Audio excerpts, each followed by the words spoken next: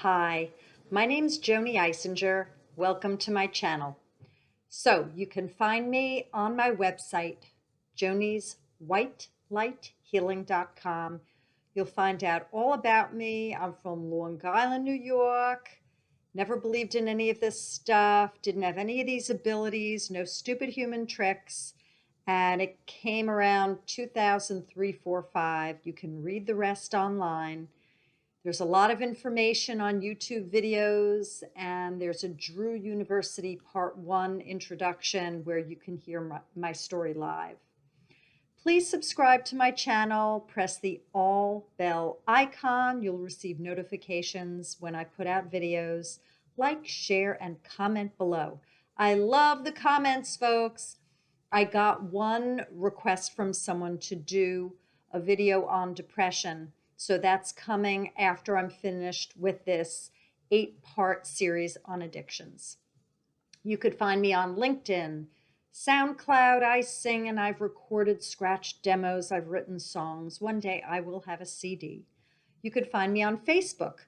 If you want a friend, please message me. Let me know how you found me, because I don't friend strangers, like my Joanie's White Light Healing fan page. I'm an author. I have authored a book called David's Guidance, a Book of Light. I co-authored The Chakra Journey, and I co-created Carry Me Crystals, which is an oracle card deck with a chakra clearing booklet. This might not resonate with everyone. This is timeless. So if you watch this today, which is Sunday, February 23rd, 2020, if you watch it today, great. If you watch it another day, Spirit knows when you're going to watch it. So the information just will be there for you. And if it doesn't resonate, put it on the shelf. This does not take the place of seeing a mental health care professional or a medical professional. I am here to support and guide. I am for entertainment purposes only. See the disclaimer below. So, before I begin this video, I wanted to tell you about a dream that I had last night. It was very, very cool. I had a dream that I went to a weekend retreat house, and I went up to a table and there were several people in recovery. And I said, listen, you got to get me in. I got to do this. I need to address addiction that I have. And who's a client of mine, she's in recovery. And she said, oh, sure. And then she kind of elbows another woman that's at the table and says, yeah, she's good. She's in. So my parents dropped me off. Now, I was an adult and my parents are still alive. They're seniors. And they drove me around the block to this house and dropped me off. And there were people that were lying down on the floor, and they were all sandwiched next to each other. And I managed to slip in right at the feet of people. And we were all in some type of a meditation. And I felt right at home. And I knew in the dream that I was releasing lifetimes of where I was an addict. And then I remember that I was sitting there and someone was doing some workshop, and there was some board on the wall, and there was programming that was done. In this way, it was religious programming, but I found it to be metaphorical for programming regarding living a certain way, and I was being deprogrammed. And I was smiling, and there were people who recognized me because I was known in the community. I was known around. I was a face. And kind of like a celeb, but more low-key, but known. And then we broke out, and it was time to eat. And there was a gigantic dining hall with hundreds of people. And I didn't have anyone to sit with. And then someone came up to me, and I knew them. And then there were a few other clients of mine, and they were in recovery. And I remember looking back, and there was a woman who was a famous celeb, and she was dressed in bubblegum pink, and she had bubblegum lipstick and big black lash mascaraed eyes. And she was talking like this, and she was all out there, and she was getting into her van. I guess she was finished and she didn't want to eat with the plebes. And I just thought it was cool that she was someone who was very, very known, who was in recovery. And what I come away with, my takeaway, is that I believe that all of us have had lifetimes where we have been addicted to one thing or another, and that whether you're working on it here or in another lifetime, it's great to put it out there that you're looking for balance, you're looking for help, and that you are finding like-minded people who don't abuse substances, who aren't addicted, that you're with folks who are finding peace where they're not dependent on anyone or anything. I don't use anything. I don't drink anymore. I don't use drugs, and I don't find myself addicted to anything, which I'm really glad about. Um, I'd read some spiritual literature a while back that said that if someone is addicted to something, it means that they keep searching and searching for God. And I wish that I had saved that they're like jonesing or chasing the dragon, but in fact, they're looking for that connection to the oneness, and they keep repeating over and over again their addiction because they got in this hell cycle, but they're really trying to find their connection with all that is. And another thing I want to say before I start is that I've read channeled messages for a while now, and the suggestion is get rid of all of your addictions, all of them, because the energies that are coming in are higher and higher in vibration. And if you haven't worked through your stuff, that stuff is going to be forced up, and you are going to have it right in your face. So I just highly suggest that you work on your stuff and that you find help, and that if you are in recovery for whatever your addiction, that you take it a day at a time, moment at a time, break it down into manageable parts, find a sponsor that you resonate with. I don't recommend jumping into just finding the first person where you like when they qualify. Get to know people and chat with them. And regarding therapy, I think that's very, very important to find a very, very good therapist who can talk to you about your pains, your ills, why you run from uncomfortable feelings, and learning practical solutions to problems, how to increase your frustration tolerance, improve your judgment, improve your ability to handle your feelings, and to know that feelings aren't facts, and that they are emotions that come and go, and that they don't have to take hold of us where we are saddled to them and we're a prisoner in our mind. So with that, I'd like to start. This is Addictions Part 7. And today I want to talk about a bunch of things that relate to speaking and being in our head, the mouth and the mind. So these addictions, as I loosely say the word addictions, would include my cheat sheets over here: lying, cheating, worrying, gossiping, talking, and joking. So these are all avoidance tactics. These are ways of getting around. These are ways of not being true to yourself or other. These are avoidance tactics. So I'm going to go through each one. I'm going to put my Joanie aside. I think you might know the drill by now if you've been watching these videos.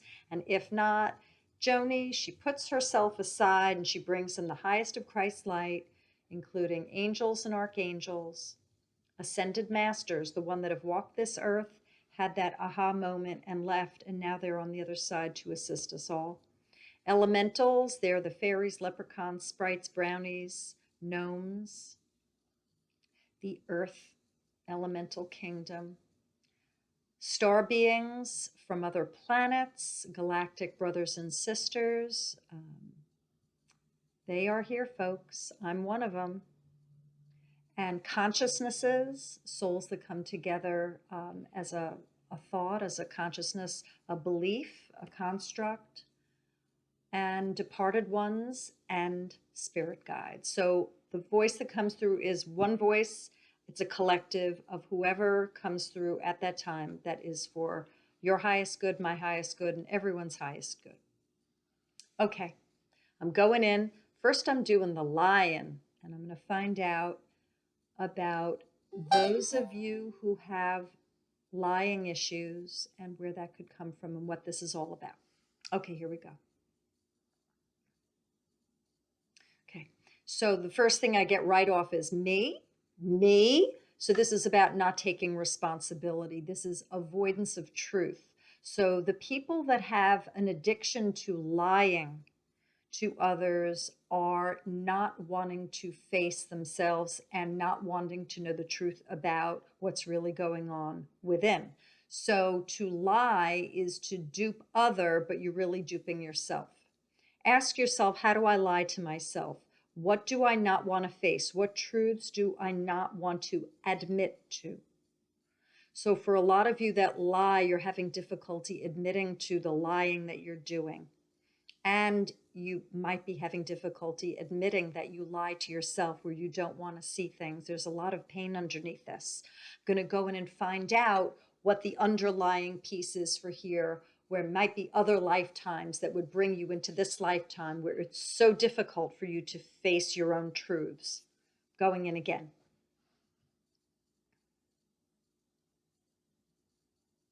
So there are a lot of horrors.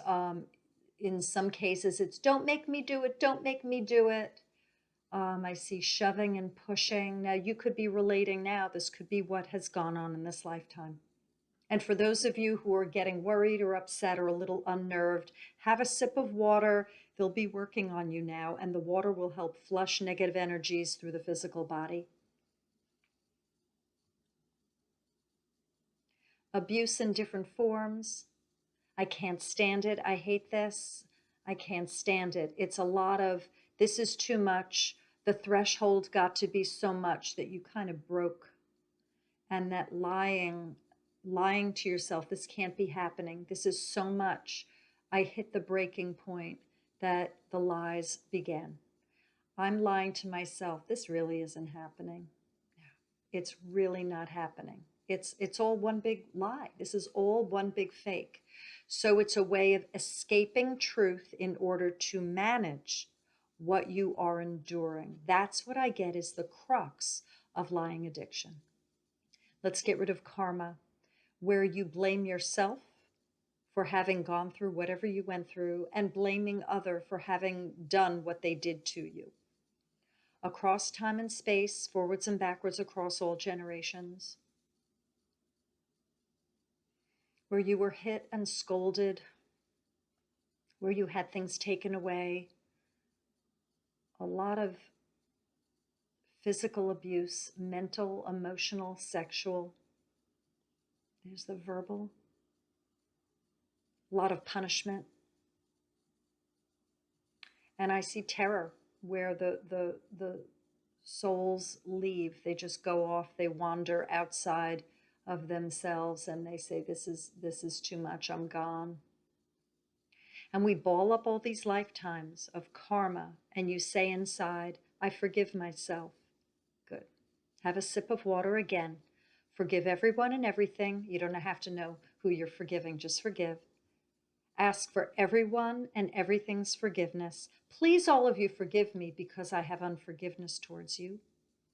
Thank God for these life lessons. And when I say God, I mean the oneness. We are all part of the whole, the creation. Let's see if there's more to say about lying. Let's see. Well, with the lying comes trust. So I'm seeing that people who are lying also have trust issues. I don't trust you. I'm going to lie. I'm going to disconnect. I don't trust you. It's better to lie to you because if I'm honest with you, we might connect and then you might hurt me. Therefore, I'm just going to lie. I'm just going to sever any possibility by just setting it up where it's one big fake. So then anything from there, you really can't hurt me. I've got the upper hand because I just lied to you. I'm going to go in regarding trust.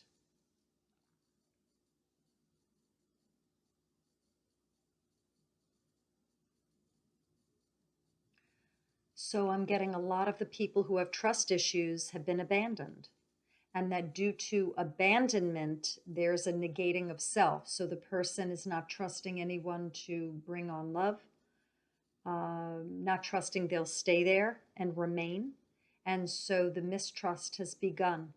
Once the abandonment settled in and there was anger and sadness and confusion, that seems to carry with many people, and then there's the disconnect, and then I will lie to you. I'll start it off. I don't trust you because you could hurt me, you could abandon me, and then we're good. And then we're good. We're just going to keep it like that so you can't get close. I'm going to lie to you. There's the disconnect of any possibility of a relationship, of anything normal, anything healthy. And then we've got this. And then the lying is perpetuated. It becomes a cycle once it becomes an addiction where it's where you feed off of that for comfort in some way, but that's a lie to self. That's a duping. And then you find yourself disconnected from many people, and people start getting angry and you don't know why. But there's this self-protective mechanism that comes out of, I don't trust you, you could hurt me, you could abandon me, therefore I'm going to set it up with the lie, the initial lie. And then from then on, I'm safe. It's actually paradoxical. You end up feeling unsafe, and then you end up with a lot of people pissed off at you because you have ostracized yourself from them. You've just disconnected from the people that you really do care about, but you have a habit that just is ongoing. Let's go and release the abandonment and the neglect, and then that should hopefully kick off a bit of the mistrust, and then maybe the lying thing will calm down. So I'm going in, and we're going to pull up all the lifetimes across time and space, forwards and backwards across all generations, where y'all have been abandoned and neglected, which created mistrust, which then triggered the lie that was heard round the world. And we ball them all up, and you say inside, I forgive myself. You might have blamed yourself for someone else's neglect and abandonment. Forgive everyone and everything. Yeah, man, big. Ask for everyone and everything's forgiveness and thank God for these life lessons. Huge, huge, fantastic. That was really, really big, folks. So I'm very, very, very happy for you. Very proud of you. You've done good, folks.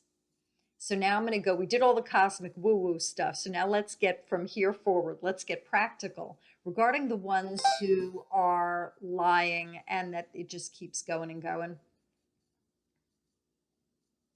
Takes time. Takes time. The forgiveness towards self. You got to be kind to yourself. A lot of you who lie, you have fear.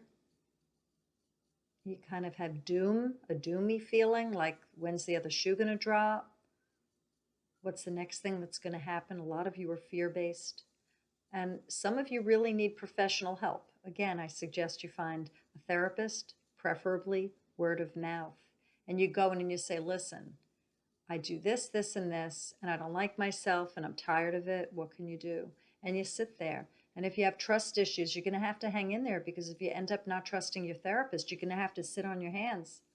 You're going to have to like kind of chain yourself down to that seat so you don't walk out. Give yourself time. Credit yourself for making it this far and even considering going to a therapist. This takes time, one day at a time. I suggest putting the word peace on a piece of paper. You could put it on your kitchen counter, put it on a Post-it on your bathroom mirror, put it in your wallet or your pocketbook, put it in your car. The word peace is really important for you. A lot of you have experienced cruelty and abandonment, and the word peace will assist in balancing out the suffering that you have endured. Okay. And I suggest for you and all the people watching the video, if you're part of this, if you're engaging in this release work, sip water between now and when you go to sleep. It'll help flush negative energies through the physical body. Okay, Now I'm going to go over to the cheating, the ways that you cheat. It could be anything from cheating at a card game, at Scrabble, to cheating on a friend, to cheating on a test, to cheating in a marriage, anything where there is betrayal of any sort. I'm going in regarding this and the root of this. Now, this is for the collective. This won't necessarily be the cookie cutter explanation for every person that watches, but this is what Spirit wants me to put out for y'all. So I'm going in regarding the cheating.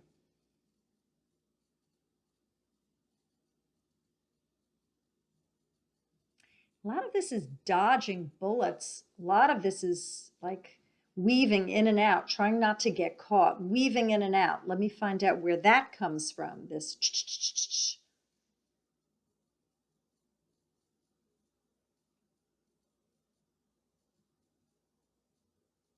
So the next thing I get is risky behavior. A lot of people engaged in risky behavior. Now, if it's resonating in this lifetime, it could be the etiology, the root cause could be here, but it could be other lifetime as well. So it's either resonating here, or you're going, WTF, I don't know what she's talking about. Then it could be other lifetimes. I'm going to keep going in. Why the risky behavior?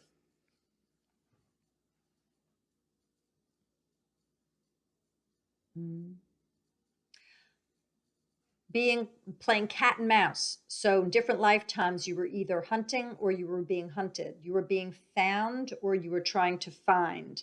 And things got hairy. So you could have been an escaped convict and you were being chased. It could be that you were a hunter and you were looking for food and that you kept pursuing and pursuing. But there's something where you're hunting, you're going in and out, in and out, in and out. Risky behavior, risky behavior. Whichever way it is, you don't want to get caught. So the risky behavior was, I see a lot of this, there was a survival piece here, pushing against authority, power struggles, control issues. Now we're getting into all the minutia of it. So it's dodging bullets, risky behavior, not wanting to be found, trying to find something.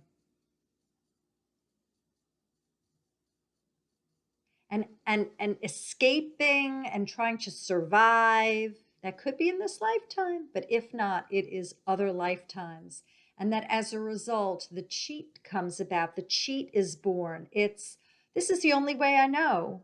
I have to do this. This is like survival. This makes complete sense to me, is to cheat. That's the way you get ahead. That's the way you survive. That's the way you dodge the bullet. So we've got metaphor, but it could be some of you were running because there was gunfire and that you were risky and it got risky. Oh shit, I got to jump in that pit. And then it's like, you go to your passing in the lifetime.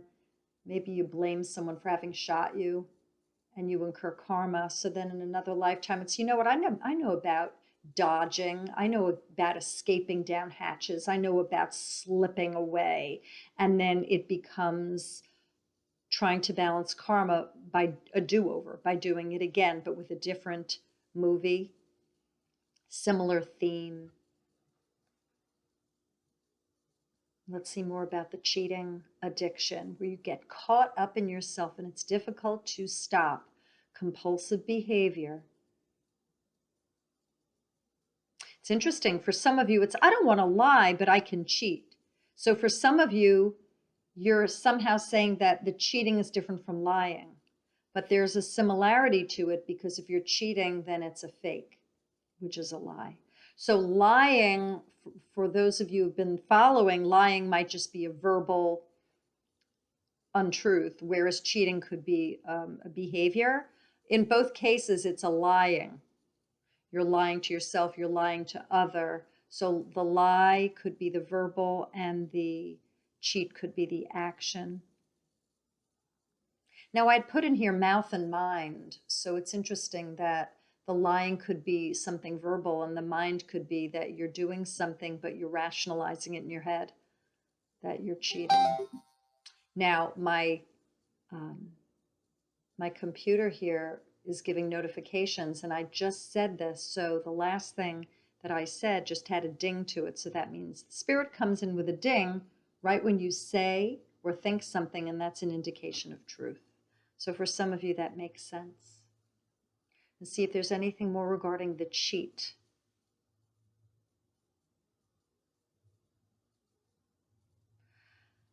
A lot of this has to do with ownership and owning. Again, this is owning your behavior. This is a mental exercise, folks. So for those of you who are cheating, you need to sit down with yourself and recognize that you, in fact, are the one that's doing this. And you need to get to the core of what you're upset about. A lot of the people that are cheating are very upset.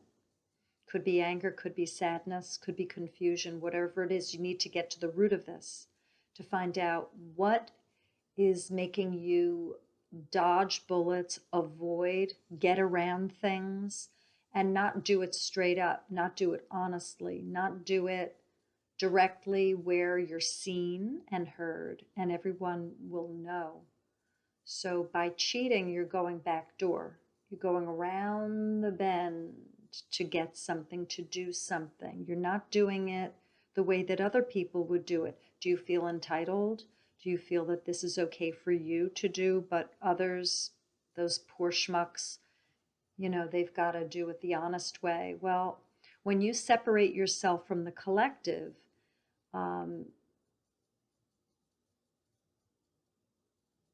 you might have a better than, and that's a judgment, and the universe does a correction with that and will bring you back, and it's like a boomerang effect. You'll get straightened out. It just happens. Pulling out of the collective, pulling away from the oneness, it hurts us all. It not only hurts you, but it hurts your neighbor. It hurts everyone.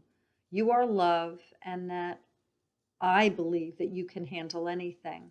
You might not, and that's where you might need to talk to someone about this, about where you are upset, where you feel ripped off, where you feel that you're hiding and that you do these things to get away with things, where you feel you're different from others, where you feel better than, but there's suffering, and that's what you need to work on. So let's work through the karma here. Any of the cheating karma across time and space, forwards and backwards across all generations, where you are cheating now and it's a compulsion, and that it was brought on from other lifetimes where you dodged bullets and you got around things, and it got to the point where you are having difficulty stopping here. Forgive yourself and forgive everyone and everything. Wow. So there's a lot of blame. You've blamed people. It's a lot of F you. You're very upset. Ask for everyone and everything's forgiveness and thank God for these life lessons. Have a sip of water. That'll help. Okay. Let's see if there's anything more regarding the folks that have cheated. I'm going to see.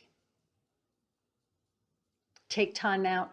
You need a breath of fresh air. So some people need something new. Some people need to dive into a new project, that you've been on this animal circus rigmarole for a while and you need to get off. And that some of you need to try something different because the way that you've been doing it is not working. It's silliness. It's just absolute silliness. Some of you refuse to change. You're very indignant. You are unyielding and you don't want to go with the flow. So take a look at that also. What makes you different? Why do you have to remain stuck for the rest of your life? Why do you have to live like this? It just makes no sense. There are angels that talk to you, that work with you all the time, and that you need to know you are not alone. People here wish you peace. Some of them have caught on to your cheating, and it's not cool. And you need to wise up and try a new path, try a new way.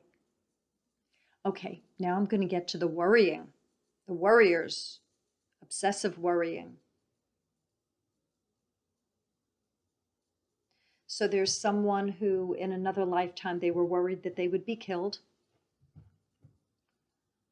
I see someone here, I think someone's watching who has a mustache and they beat someone. I don't know if it's this lifetime or someone else, but there was a beating, and that you need to forgive yourself. And that if you didn't do this to someone else, then it's another lifetime where you did. But if you've got a stash and you might be worried that that could be you that I'm talking to, that spirit's talking through me to you, forgive yourself. It's okay. Make amends.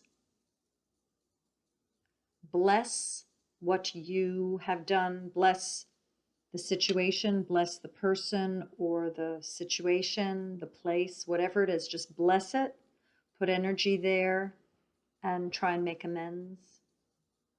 Okay. Still going in regarding worrying. I see a lot of disaster, and the pinpointing could go on and on. They say there are just so many situations where people have been emasculated, taken for granted, killed, a lot of suffering, effeminization of the man, blame, guilt, partaking in rituals that are not cool. And they say, and so on and so forth. If you recollect anything in this lifetime that is a trigger, anything, could be even a pre-birth memory when you were in the womb, up until now, you've gone through enough where something started the process of your thinking this could happen again in some way, shape, or form, or it could happen to someone that you love or care about, that it happened to you so it might happen to them, or it happened to you so it could happen to you, or something else could happen to you again. You are in an earth school. There's a reason for everything. Things happen for soul growth opportunity. Either they're pre-birth planned or they happen post-incarnation free will choice. Whatever the case, it's going to sound crazy, folks. It's all good. Okay? Now, you know that Spirit isn't saying it's good. What we're saying here is that you have opportunity here to learn. I say to one of my friends, I go, it's like going up the Tetris ladder. It's like playing Tetris. You just keep going up and up. That's the whole point. That's what this is. I hear a lot of screaming. They're working on you. So for those of you who are warriors, okay, there's massive guilt that's coming off. There's shame that's rejection, anger, silly behavior, foolishness, they would call it.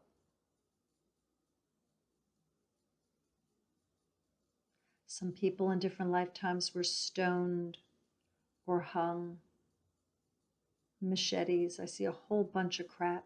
Scary stuff. Tornado activity. Cells and prisons and dungeons and really awful things that would get things going where it would bleed through into this lifetime of worrying. And that if didn't happen there, shit could have gone down here.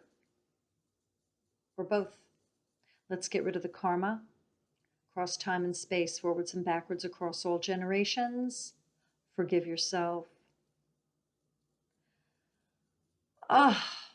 Forgive everyone and everything. Ask for everyone and everything's forgiveness and thank God for these life lessons. Good. Excellent. Excellent. Have a sip of water. Excellent. Let's get practical, you warriors. You, God bless y'all. Okay, so if you think about it enough, you could draw to have it happen. So know that. Read more about the law of attraction. Thought can become form if it's for your highest good. It can happen. You can manifest. Energy can create something in the physical if you put enough attention to it. Try and think positively. Glass half full. There are so many self-help books on positive attitude, or see a therapist. Positive affirmations. I am holy, all is well. Bring on the love. I see happiness. Someone needs to say in an affirmation, you are my friend. I don't know what that means, but someone out there does. Another one needs to have written down, God is good. Make me smile. Truth is good. Love is real. And also I got this. And by the way, when I said love is real, Spirit just gave a ding. Yeah, it sure is. So, okay. It takes time if you have a habit of worrying. Ground yourself. So when you this is for all of you, put your feet on the floor when you first wake up, and you say a grounding affirmation to anchor your spirit into Mother Earth. I imagine the soles of my feet, one with the earth, like roots of a tree, growing deep into the earth for strength and stability. Okay. That'll assist. Some of you aren't grounded and you need to. That'll assist because you've kind of moved yourself away from stability. I'm sending very, very good vibes your way. Now we're going to get to the gossips. The habit of gossiping.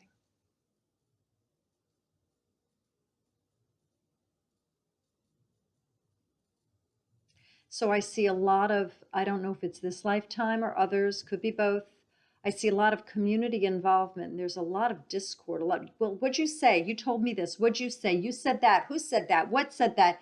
And there's a lot of confusion regarding what actually went on, and that people are actually looking for truth. So actually in the gossip, the people that are telling stories like telephone and relaying information, I see a lot of situations where people were caught up in fires where, wait a minute, where are they? Get the bucket. Where are they? I think they're on the second floor. Hurry, I'm going to go tell the neighbor. Da, da, da. And they're shouting, but you can't really hear so well. So things get lost in the shuffle. And I see that this gossip stuff, a lot of it has to do with people that misunderstood. So they're coming in compelled to get it right, and they want to relay information, just like the bucket brigade. They want to pass the information on. Now, what ends up happening is that it ends up useless, and it ends up with judgment, and it ends up as a negative behavior when there's gossip. And that the person that originally did or said something never really gave permission for it to go on and on and on and spread. They just were who they were, and then as a result someone took their situation and ran with it. So this is very karmic. This is very, very clear that a lot of this gossip comes from mayhem, from other lifetimes where people were trying to piece things together and get stories right. So they relied on storytellers and they needed clear communication. There might have been a war and you had to get the message sent to the general, and it went through certain levels until it finally hit the top person. Whatever it is, this is message relaying gone wrong. Let's just get right to it. Karma forgiveness. Across time and space, forwards and backwards across all generations. Any of you that participate in this that want to lighten your load and see what happens if you get freed up as a result of this, that would be real cool. Remember, you still have to do your work. Joanie isn't healing, curing, just from doing some forgiveness work. It takes time and mindfulness. Forgive yourself. There's truth. Forgive everyone and everything. Ask for everyone and everything's forgiveness and thank God for these life lessons. Hallelujah. That's big. Someone needs to just be quiet. Just listen. They say in the rooms of recovery, take the cotton out of your ears and put it in your mouth. I'll leave it with that. Okay. Going to compulsive talking. So there are people that are compulsive talkers and they're nonstop. Difficult for them to let people get a word in edgewise, and they have difficulty listening. Going in regarding that, where that's coming from. Let's see, folks. This is a collective reading for the compulsive talkers.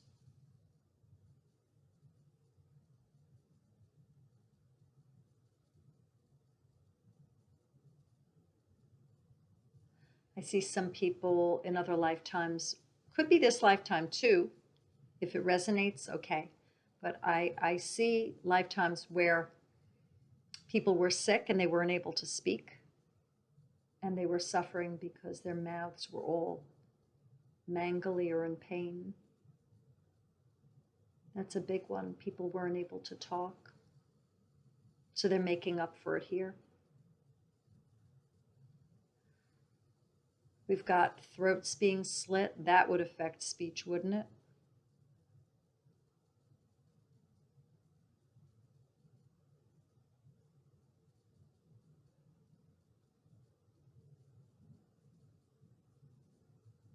For people who wanted to be heard, a lot of people wanted to be the center. They were ignored.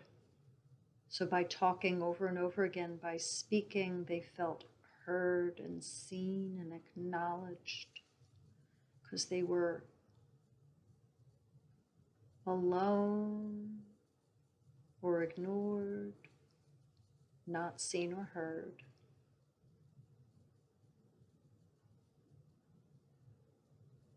Some people have regret that they should have done something. I should have said something. I should have this. I should have that. So some people are making up for it by talking. I didn't say anything then. I should have said something. And so then they come in and now they're blathering.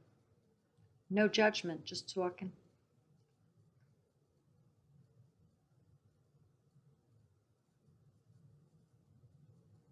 I didn't open up my mouth and now I'm gonna. And I'm gonna get it right. And so maybe in this lifetime, if you're talking too much, you just have to find the center that you're trying to make amends from not having said anything, whether it's this lifetime or other, but you've just gone to the races with it and you're just doing too much. So you can pull back. I'm going to see if there's anything more.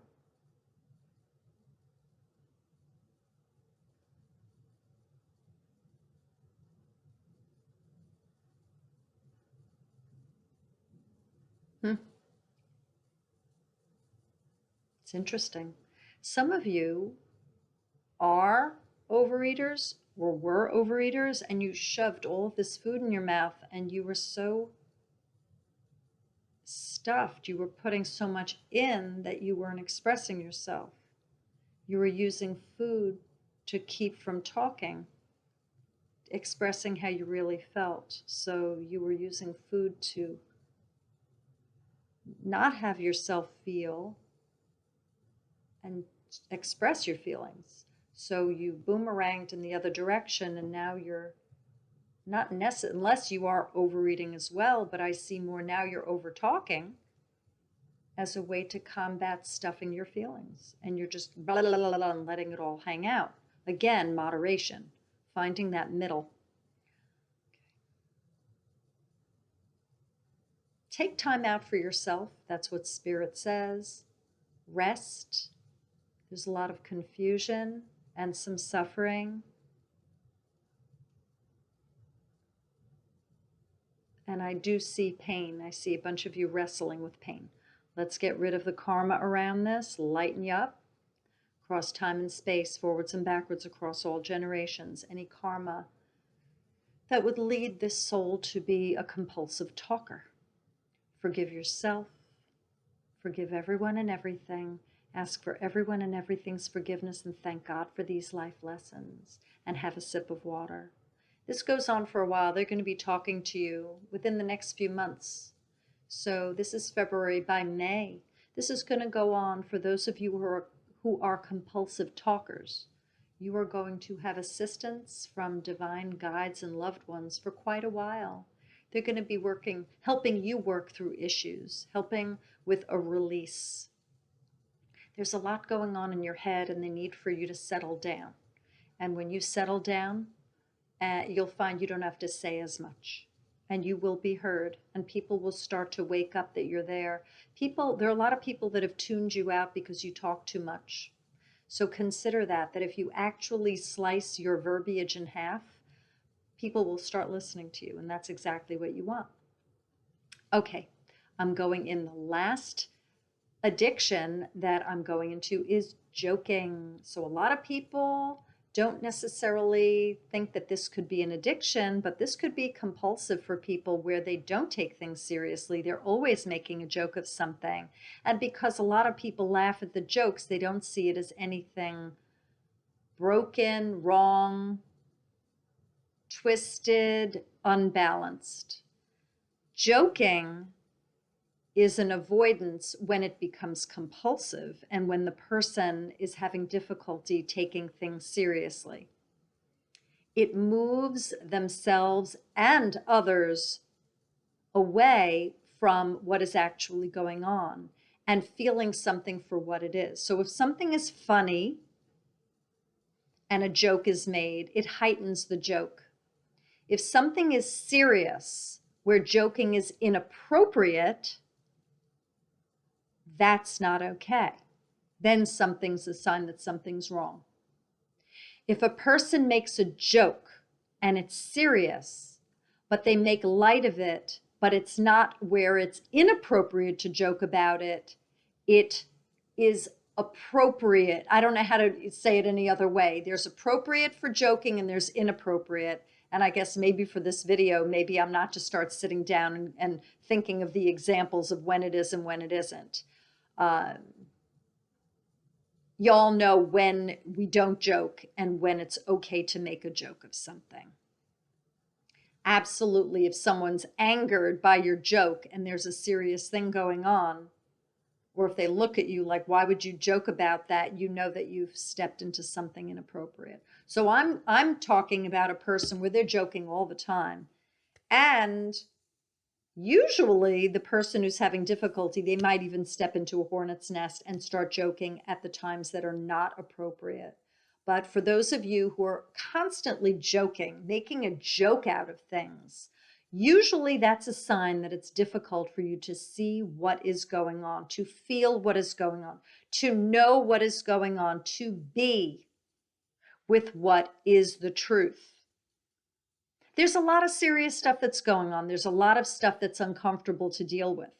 And that there are people who use joking as an avoidance tactic. It's an out, it's a trap door. Just like a lot of these things that we've spoken about, they're avoidance mechanisms. I'm going to go in, find out where, for the collective, where the joking addiction comes from. A lot of people were told they had to be happy. You can't be sad. You have to be happy. So put on a happy face. So there's this dress up like a clown. Be happy. Smile. We're in public. Put on a happy face. Smile, smile, smile. Be happy. Don't cry. Be happy. So there's a command or a directive that the person is to mask their pain. And the mask is with a smile. And the smile becomes a joke. I'm going to see if there's anything more. Well, they're being funny now. They're going, well, some of you were stand-up comedians. So some of you have the gift and you know how to create jokes. You know how to do that. That's fine. That's where does a person learn how to be a good joke maker? I am addressing addiction. So, okay, so those of you who might have a joking addiction, you might have been stand-up comedians either here or in other lifetimes, but when it goes too far, where everything is a joke and where it's difficult for you to sit with uncomfortable feelings, that's when you know that there's a problem. And go back and see if there's more. It's the suffering. It's the soul that suffered and made a joke and it started. So if you found that the joke made you happy and it made another person roar, if you enjoyed entertaining, if you wanted people to like you, if it was difficult for you to sit there in silence and by joking it was easier for you to get through a tenuous time, these are examples of the joking karma situation where there became imbalance in other lifetimes and maybe this one. Going back in. Many of you do want to be heard. So by cracking jokes, again, you're getting attention and people are listening to you. They're listening to you in a certain way. They're hearing you talk from a certain angle. They're not seeing all of you. They're seeing one part of you, the jokester. They're not seeing the serious part, the moderate part, the sad part, the feeling part, the knowing part, the smart part. It's not all of you, it's a part of you if you are a funny person and know how to joke well. So you are giving one aspect of yourself. You're not showing your true self. And I do see that you're hiding and you don't want to feel the pain and you don't want others to know that you are in pain. So this is about getting real with what's going on and facing feelings head on. Again, feelings never killed anyone. Feelings aren't facts. They're emotions that come through us. We're human beings. We're offered a palette of emotions. We get to choose what we feel. It's a gift. And that we then can feel the feeling and then ultimately let it go so we don't have them sit there and then become like acid that eats away at us and where we get sick. You can do this. You are able. A lot of you have frustration. A lot of you have very clear minds, but you just don't want to deal. So cracking jokes just is the way. It's like the pill. It's like the drug. You get off on it. It's a way of avoiding what is right there. And that you twist it. You make a mockery. You make it a ha-ha. You add levity to the situation in order for you to get through. And you'd like for others to jump on your bandwagon so y'all are avoiding the pain together. This is an earth school where we come down actually to face pain in order to grow. So if you're joking and you're avoiding pain, then you are not affording yourself the opportunity to spiritually grow. You came down here, I say down, to earth school. You incarnated here in order to face pain, not to joke your way through it. So let's get rid of the karma around the joking. Cross time and space, forwards and backwards across all generations, any joking karma. Forgive yourself. Forgive everyone and everything. Ask for everyone and everything's forgiveness and thank God for these life lessons. And have a sip of water. Okay. I'm going to see if there's anything more for the jokesters. You have a gift. You're not hurting another person, but you might be hurting yourself and assisting others in avoiding as well and jumping on that bandwagon. It's doing both of you a disservice. Moderation for all of this, it's key. Moderation for joking is key. Talking in moderation, lying and cheating and worrying, gossiping, moderation, that doesn't compute. Worrying, sure, we might worry about something that's human of us, but then we have to get a grip and do some reality testing regarding what is in our control and what isn't. For the worriers, I'm just going to go back a little to clean up. I suggest doing the Serenity Prayer. The Serenity Prayer rocks. God, grant me the serenity to accept the things I cannot change, the courage to change things I can, and the wisdom to know the difference. And if you can get that down, you can get through anything. I highly suggest knowing it. So I'm just going to go see if there's anything left for y'all. Be brave. There's a lot of suffering that's going on here with y'all regarding the lying, cheating, worrying, gossiping, talking, and joking. If you can handle Epsom salts and you don't have a sulfite allergy, have an Epsom salt bath. 1 cup of Epsom salts in a nice warm bath. Put out the intention, please release all that does not serve me. Thank you. Prayer is beautiful. Talk to your guides and your angels and ask for assistance. There's a lot of love there for you. You have not been forsaken. Love is real. We are all love. Love is all around us. You are love. We are all love.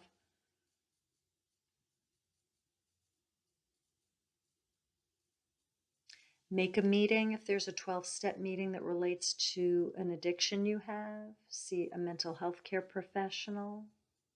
Forgive yourself. Make amends. Work the steps. So with that being said, I hope that this video has assisted you. Please pass it on to those who you feel would benefit from it. If this resonates, comment below. I'd love to hear if you have any suggestions regarding future videos, topics that you want me to cover. I have one more in the addiction series. If there's something you want me to go to in more detail, I'm so willing to do that. And I wish you blessings and peace. Take care, y'all. Bye.